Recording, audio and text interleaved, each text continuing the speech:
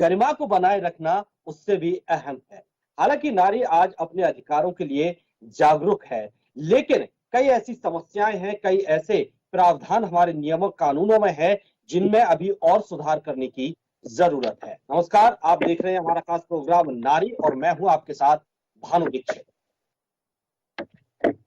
आज हम बात करेंगे नारी में कि आगामी बजट से नारी को क्या कुछ उम्मीदें हैं, जो महिलाएं हैं उनको क्या कुछ उम्मीदें हैं और इस बजट में उनके लिए विशेष क्या कुछ होना चाहिए। हालांकि केंद्र का बजट आया, बहुत ज्यादा जो उम्मीदें थी वो पूरी हो नहीं पाई उस बजट में, लेकिन अब राजस्थान सरकार 23 तारीख को, आगामी 23 तारीख को बजट पेश करेगी। उसमें क्या कुछ उम्मीदें हैं महिलाओं की, इस पर आज हम चर्चा करेंगे।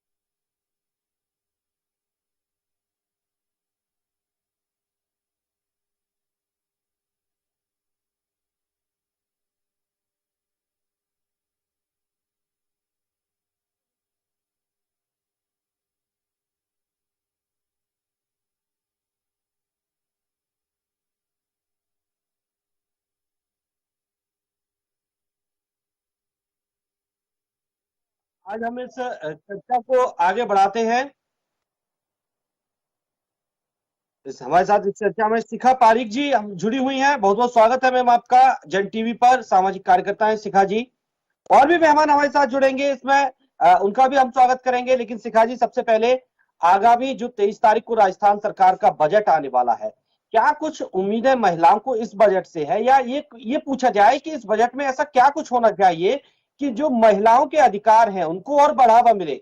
महिलाएं, हालांकि देखिए रसोई का जो होता है बजट में, उसका सरकार ख्याल रखने की पूरी पूरी कोशिश करती है, लेकिन और भी बहुत ऐसे अधिकार हैं। अब महिलाएं रसोई से बहुत आगे पहुंच चुकी हैं, तो उन सब के मामले में क्या कुछ होना चाहिए। उद्यमी महिलाओं के बारे में आपकी सोच क्या है? बिल्कुल सही कहा आपने। महिलाएं बहुत आगे बढ़ गई हैं आज, और सभी महिलाएं, मैं कहूंगी कि आमजन सभी उम्मीद रखते हैं कि एक लोक लुभावन जो है वो बजट होगा, लोगों को भाएगा। क्योंकि अभी जो केंद्र का बजट आया है उसमें घुमा फिरा के बातें वही एक हो गई हैं। पहली चीज, अगर हम महिलाओं को देखते हुए कहें तो पहली तो महिलाओं को जो आज स्टार्टअप नया कर रही है लड़कियां, हम उनके लिए भी अगर बात कर सकते हैं तो हमें लगता है कि ईज ऑफ डूइंग पे जाना चाहिए, जिससे कि जो नए व्यवसाय हैं उन्हें शुरू करने में सहायता मिले। क्योंकि अगर महिला आगे आ रही है तो जाहिर सी बात है कि वो किसी न किसी व्यवसाय या किसी क्षेत्र से आ रही है। अगर हम बात करते हैं शिक्षा की, क्योंकि वहीं कई महिलाएं ऐसी भी है जो कॉम्पिटेटिव एग्जाम्स वगैरह की तैयारी कर रही हैं, आगे कुछ करना चाहती हैं। क्योंकि अभी हम देख रहे हैं 2 सालों से जो कोरोना का टाइम गया है उसमें शिक्षा जो देखो, मैं कहूंगी कि ऑनलाइन ही रह गई है। लेकिन ऑनलाइन शिक्षा का हम सभी जानते हैं कि वो प्रारूप या वो असर नहीं दिखता जितना हम बिल्कुल प्रैक्टिकली देखते हैं। तो मुझे लगता है एक तो शिक्षा में बजट को थोड़ा सा बढ़ा देना चाहिए, और साथ ही साथ मुझे लगता है कि ऐसे संसाधन और क्रिएट करने चाहिए, कुछ इंस्टीट्यूट यहाँ पर भी खोलने चाहिए, जिससे अगर महिलाएं चाहती हैं कुछ आगे नया करना तो वो उससे जुड़ पाए। क्योंकि बजट हर जगह घुमा फिरा के वैसे आता है। और सबसे बड़ी चीज तो मैं ये कहूंगी कि कुछ भी करके हमें पता है कि अगर एक जगह हम बजट को कम कर रहे हैं, मतलब किसी चीज को सस्ती कर रहे हैं, तो फिर हमें अर्थ तो चाहिए राज्य सरकार को भी। तो वो कहीं ऐसी लग्जरी जो सुविधाएं हैं उन पर कर बढ़ाकर उसे पूरा करे।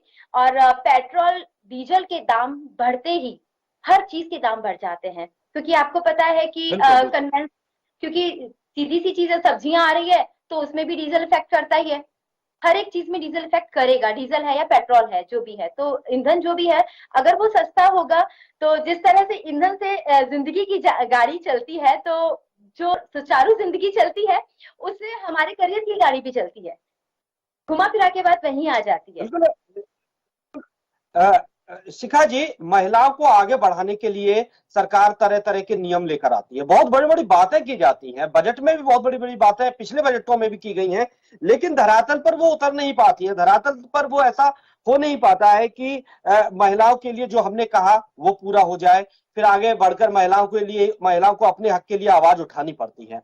अब ऐसे में अगर ये बजट आता है और इस बजट में चलिए रसोई महंगी है वो थोड़ी सस्ती कर दी जाए, ठीक है, तमाम सुविधाओं की बात कर दी जाए, लेकिन वो धरातल पर कैसे उतरे, उसके लिए महिलाएं कैसे आगे आए। उद्यमी महिलाएं जो हैं वो स्वास्थ्य के प्रति भी उनको चिंता रहती है, देखिए उन ऊपर पारिवारिक जिम्मेदारी भी रहती है।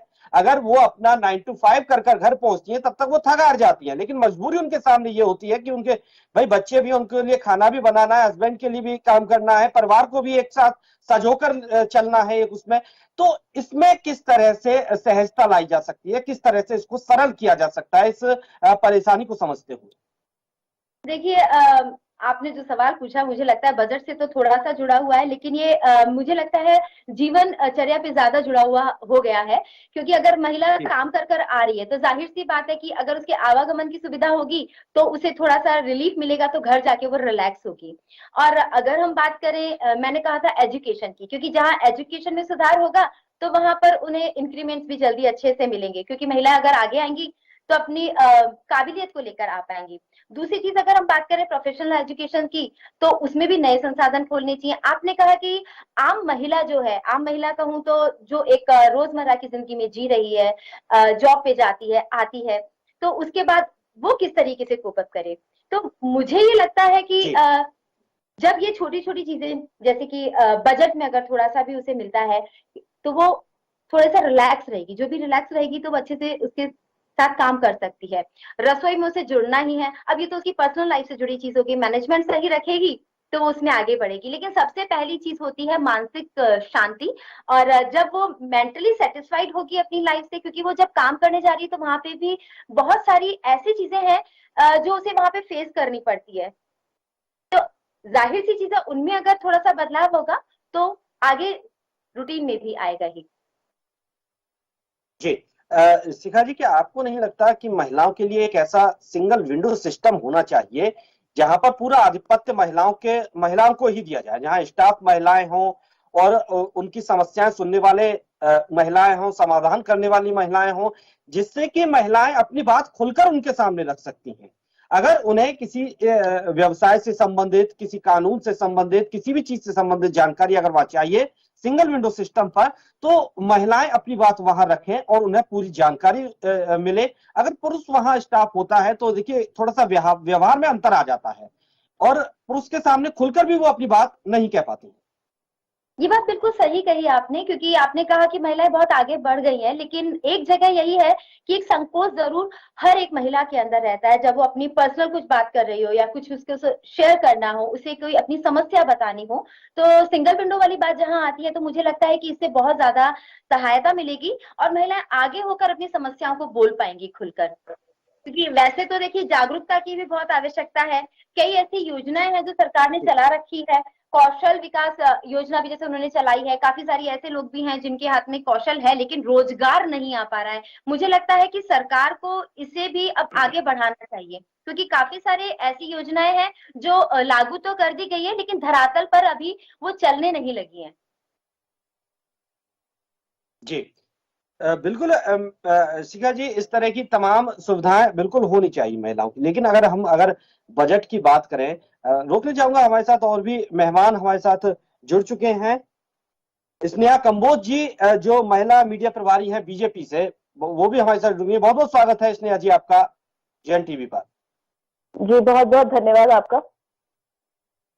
जी।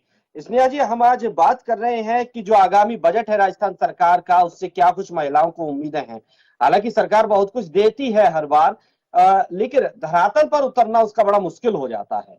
बड़े बड़े वादे कर दिए जाते हैं बजट में, बजट को बहुत ही लोक लुभावन बना दिया जाता है, लेकिन जब वो बजट धरती पर उतरता है, सामने आता है, तो महिलाओं को बड़ा संघर्ष करना पड़ता है उन वादों के साथ। जी बिल्कुल, आप बात तो सही कह रहे हैं। और अगर मैं इस विषय को, अगर आपके इस सवाल को अगर देखती हूँ, तो एक ही बात मेरे पास आती है कि इस समय अगर हम महिलाओं की दशा की बात करें तो इस समय महिलाओं की जो आप देखिए सबसे ज्यादा अपराध इस समय हो रहे हैं महिलाओं के साथ में। आप अभी हाल ही की बात करूं तो मैं अलवर की घटना हुई थी, आप सभी के सामने है। अभी बांसवाड़ा में घटना हुई, उदयपुर में घटना हुई। तो ये मुकबधीर जो बच्चियां हैं उनके साथ इतने अपराध हो रहे हैं। तो मैं सबसे पहले तो अगर बजट पास किया जाएगा तो उसमें सबसे बड़ा अगर पॉइंट है तो वो जो अपराध गतिविधियां जो हो रही हैं महिलाओं को जिसका सामना करना पड़ रहा है, सबसे पहले तो इस पर सरकार को जोर देना चाहिए। आज छोटी छोटी बच्चियों के साथ में जो अपराध हो रहे हैं इस पे सबसे ज्यादा सरकार सुरक्षा की दृष्टि से अगर देखा जाए तो सरकार इस और बिल्कुल भी ध्यान नहीं दे रही है। सरकार का अगर पहला मुद्दा अगर होना चाहिए बजट में तो सबसे पहले वो है महिलाओं की सुरक्षा। जी। तो उनकी सुरक्षा को मद्देनजर रखते हुए सरकार को इस और अपनी एक महत्वपूर्ण भूमिका निभानी चाहिए। ये मेरा सबसे बड़ी बात है। और अगर हम बात करते हैं महिलाओं के शिक्षा को लेकर तो आप देखिए आरएस की भर्ती परीक्षा की अगर मैं बात करूं तो उसकी भर्ती परीक्षा की डेट आगे बढ़ाने के लिए किस तरीके से दिल्ली में, किस तरीके से राजस्थान में सड़कों पर महिलाएं उतर कर आई, लेकिन प्रशासन ने इस और बिल्कुल भी ध्यान नहीं दिया। उन्होंने अपनी तरफ से विरोध प्रदर्शन किए, सड़कों पर आके बैठी, लेकिन एक बार भी हमारी सरकार ने, प्रशासन ने इस और ध्यान नहीं दिया। तो कहीं ना कहीं महिलाओं के साथ में बहुत अनदेखी हो रही है, महिलाओं के सम्मान के साथ अनदेखी हो रही है। तो ये सबसे बड़ा मुद्दा है जिसपे सरकार को विशेष तौर पर ध्यान देना चाहिए। चलिए, सुरक्षा का मुद्दा तो एक है ही स्नेहा जी, लेकिन इसके साथ साथ तमाम ऐसे और भी मुद्दे होते हैं, जैसे कि सबसे पहले महंगाई का मुद्दा है। रसोई काफी महंगी हो गई है आज के वक्त में चलाना। तो सरकार, महिलाओं को हर बजट से उम्मीद होती है, चाहे केंद्र सरकार का बजट हो चाहे राज्य सरकार का बजट हो, हर बजट से उम्मीद होती है कि कहीं ना कहीं महंगाई पर इस बार लगाम लगेगी, लेकिन नहीं लग पा रही है। बड़ी मुश्किल हो रही है लगाम लगाना।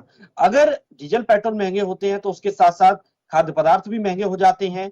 तो ऐसे में एक बड़ी चुनौती सरकार के सामने इस बजट में रहेगी कि इन सब पर किस तरह से लगाम लगाई जाए, इन सबको सस्ता, किचन कैसे सस्ता किया जाए महिलाओं का, और इन सब के लिए क्या कुछ आपके सुझाव? देखिए पेट्रोल की बात करें, महिलाओं के अगर हम एक दैनिक जीवन की बात करते हैं तो महिलाएं कहीं ना कहीं, ऐसा नहीं है कि महिलाएं इन चीजों से, घरेलू जो ये जो समस्याएं हैं इनसे परेशान नहीं है। कहीं ना कहीं एक बहुत बड़ी समस्या है महिलाओं को इन सब चीजों से। सरकार का एक सबसे बड़ा जो इस समय जो मुद्दा चल रहा है, सरकार ने कहा था अपने जो पिछली बार जो मैनिफेस्टो निकला था सरकार का, जो घोषणा पत्र कहा दिया था उन्होंने, उसमें उन्होंने महिलाओं के लिए महिला बाल विकास और इस तरीके की जो योजनाएं निकाली, उसमें चिरंजीवी योजना भी निकाली थी उन्होंने। लेकिन कहीं ना कहीं देखा जाए तो महिलाओं को जो स्वास्थ्य को लेकर जो पिछली सरकार में या जो मैनिफेस्टो में जो योजनाएं उन्होंने निकाली, जो बजट पास किया, वो कहीं ना कहीं अधूरा है। वो महिलाओं को लेकर पूर्ण रूप से अभी जागरूक नहीं है। रसोई गैस की बात की जाए तो आज के समय में राजस्थान में रसोई गैस की महंगाई सबसे ज्यादा है। आम महिलाओं को इसका बहुत सामना करना पड़ रहा है। पेट्रोल की बात करें तो वहां पर भी आप देखिए, और अगर हम स्टेट की बात करें और राज्यों की बात करें तो वहां के मुकाबले राजस्थान में सबसे ज्यादा पेट्रोल पर जीएसटी है। तो ऐसा क्यों? कहीं ना कहीं हमारी सरकार में कोई ना कोई, इस सरकार, कांग्रेस सरकार में कहीं ना कहीं कमी है, जो अपनी कमियों को छुपाते हैं, और जब उनकी कमियों को हमारी तरफ से उजागर किया जाता है तो कहीं ना कहीं अपनी कमियों को दूसरी ओर आकर्षित करते हैं। तो ये एक सबसे बड़ी समस्या हमारी सरकार की। चलिए ठीक है।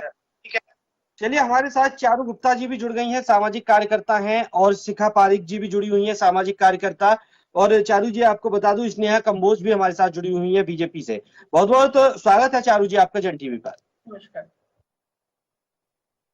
चारू जी, नारी अपने आप में एक शक्ति होती है, और आज इतनी सशक्त हो गई है नारी कि पुरुषों के साथ कंधे से कंधा मिला कर तो चल ही रही है, हवा में भी साथ साथ उड़ रही है, अंतरिक्ष में भी साथ साथ चल रही है।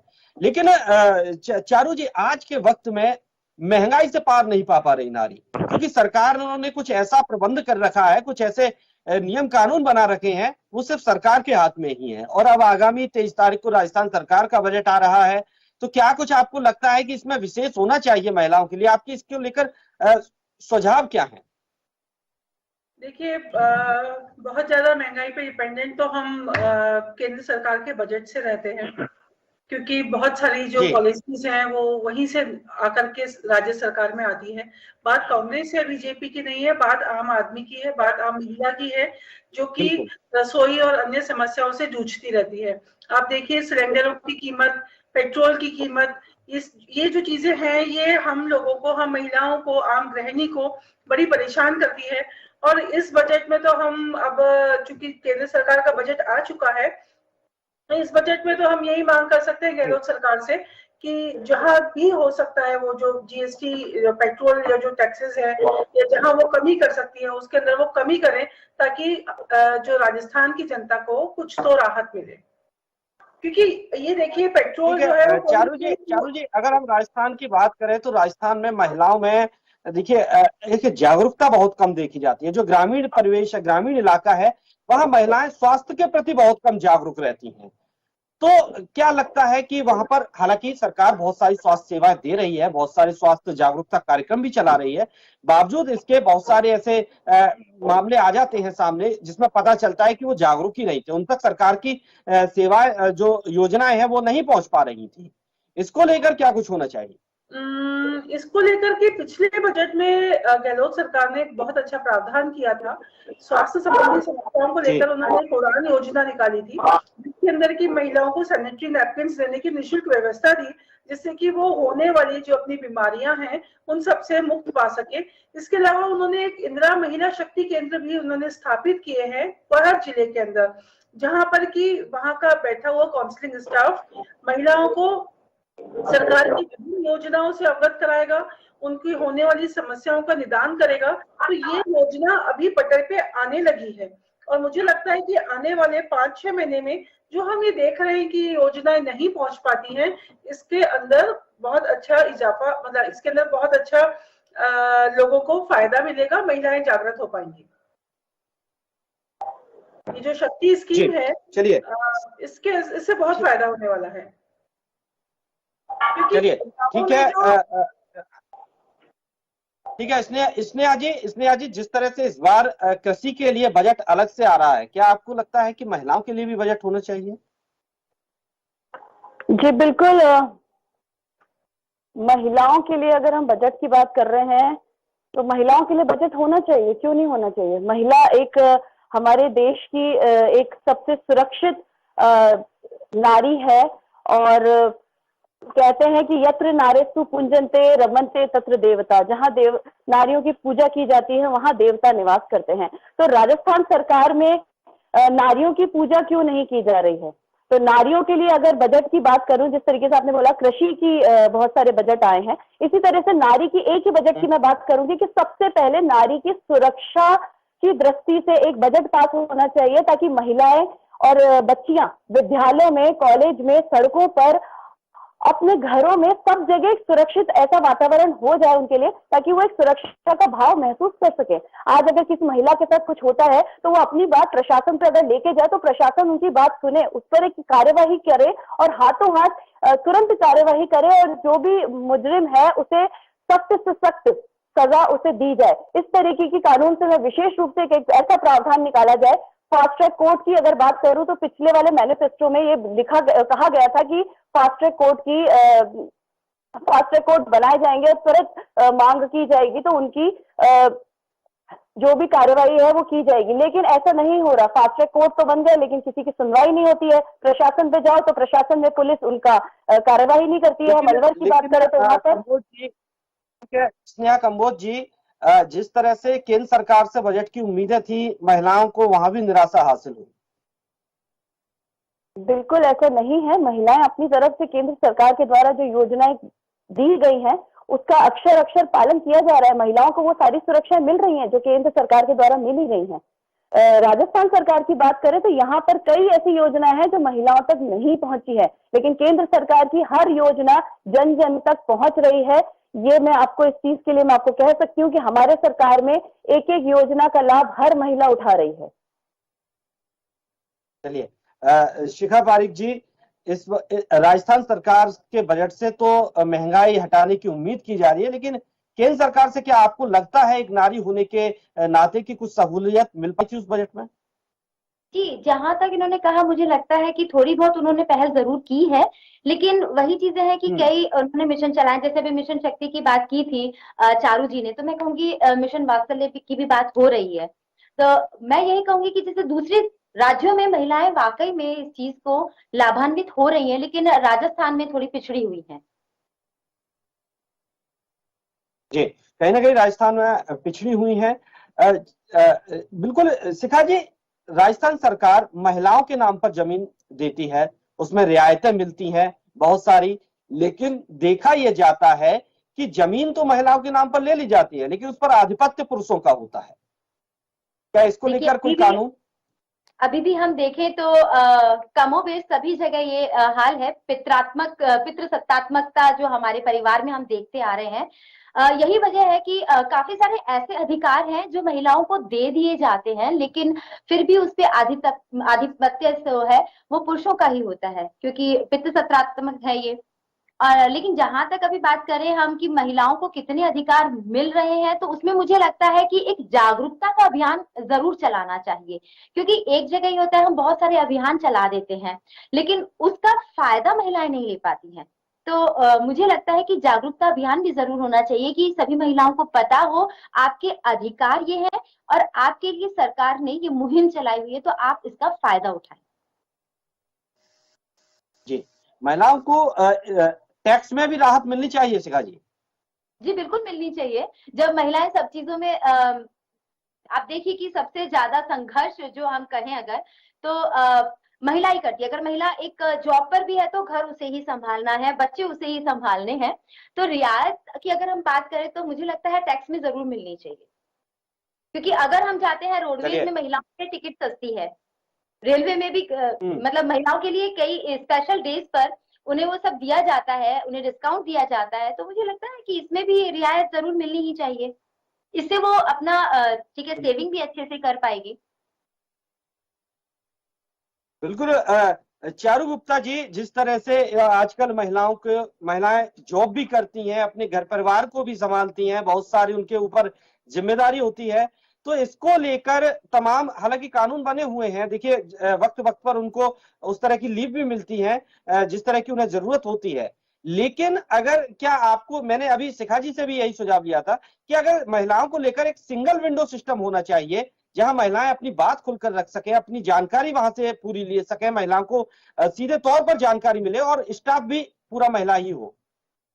जी जी, ये जो आप चाह रहे हैं ये योजना लागू हो चुकी है, जिसका मैंने आपको नाम बताया, इंदिरा महिला शक्ति केंद्र। और इस योजना के अंतर्गत पूरा स्टाफ महिला ही है और जो कि उनको विभिन्न तथ्यों पे परामर्श देता है। उनको कोई घरेलू हिंसा से पीड़ित समस्या हो, उनको कोई उद्यमिता से संबंधित काम करना हो, नया रोजगार लेना हो, लोनिंग की समस्या हो, अपना नया उद्यम स्थापित करना हो, तो सारी चीजों का एक कलेक्शन बैंक है ये, जहाँ पे महिला जाकर के या बच्चियां भी यहाँ पर जाकर के करियर काउंसलिंग ले सकती हैं। तो ये सब चीजें वहां पे मुहैया कराई जाती हैं और ये पिछले 2 महीने के अंदर ही हमारे राज्य में खुलने शुरू हुए हैं। तो इसका थोड़ा थोड़ा वातावरण बन रहा है। तो जो आप ये चीज कह रहे हैं, मुझे लगता है कि जब हम अगली मीटिंग में बैठेंगे तब तक ये समस्या हमारे पास नहीं रहेगी। लेकिन एक चीज जी चारू जी, मैं एक जो चीज इसमें चाह रही थी वो यही थी कि महिलाओं के लिए अगर निःशुल्क बस व्यवस्था हो तो वो बहुत ज्यादा मतलब इजी महसूस करें अपने कामों को करने में। क्योंकि आजकल आप देखते हैं कि किराया जो है एक जगह से दूसरी जगह जाने का वो बहुत ही महंगा है और ऐसे कोई जो आवागमन के साधन है वो भी बहुत कम कड़ियों में रह गए हैं।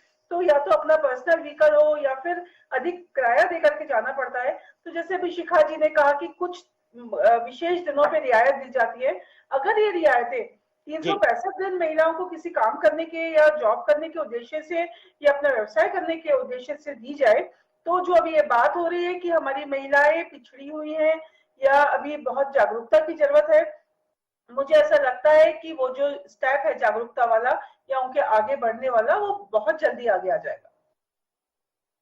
बिल्कुल, बहुत अच्छा सुझाव दिया चारू जी आपने। जाहिर है सरकार कहीं ना कहीं इस पर सोच रही होगी और हो सकता है काम भी हो। तो वहीं स्नेहा कंबोज जी, जिस तरह से अभी चारू जी को आपने सुना, क्या लगता है इस तरह का होना चाहिए? क्योंकि सरकार आपकी भी रही थी, उस वक्त भी ऐसी कोई व्यवस्था नहीं हो पाई बीजेपी की सरकार में, और अभी भी ऐसी कोई व्यवस्था नहीं है। हालांकि विशेष त्योहारों पर, अवसरों पर रियायत जरूर दी जाती है, महिलाओं को छूट दी जाती है या फ्री बस सेवा कर दी जाती है, लेकिन जो कामकाजी महिला हैं, जिन पर घर खर्च का बोझ ज्यादा पड़ता है या फिर परिवार को भी वो संभालती हैं और महंगाई से भी जाहिर है त्रस्त हैं, तो कहीं ना कहीं राहत जरूर मिलेगी इस नियम के आने से। जी बिल्कुल, ये बात तो सही बोली है इन्होंने कि महिलाओं को जिस तरीके से आपने बताया कि हर एक त्योहारों पर एक स्पेशल जो ओकेजन होते हैं उसमें महिलाओं के लिए फ्री यात्रा, फ्री सेवा उनको दी जाती है। इस चीज की तो, इस बात से मैं आपकी एग्री हूँ।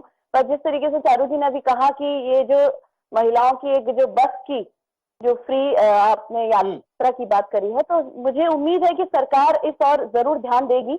और हमारी सरकार की अगर आप बात करें तो इस और विशेष रूप से ध्यान दिया गया था, लेकिन महिलाओं पे जो हमारी अगर सरकार की बात करें तो हम लोग पूरी से पूरी ज्यादातर ये कोशिश करते हैं कि हम ऐसी योजनाएं निकालें जिसका लाभ हर महिला तक और जन जन तक पहुंचे। हमारा उद्देश्य सिर्फ एक महिला या हर महिला के बारे में सोचना नहीं है, हमारा उद्देश्य पूरे समाज के बारे में और समाज के हर वर्ग के लोगों के बारे में सोचना होता है। नहीं, बिल्कुल, देखिए, सरकार जब कोई नियम कानून लेकर आती है या कोई बजट पारित करती है, जाहिर है वो पूरे एक वर्ग के लिए होता है, जन जन तक पहुंचाने के लिए होता ही है। बहुत बहुत शुक्रिया स्नेहा जी आपका हमारे साथ जुड़ने के लिए। चारू जी आपका भी बहुत बहुत शुक्रिया, वक्त इजाजत नहीं देता इस चर्चा को आगे बढ़ाने के लिए बहरहाल। और शिखा जी आपका भी बहुत बहुत शुक्रिया अपने महत्वपूर्ण सुझाव रखने के लिए। आप सबका बहुत बहुत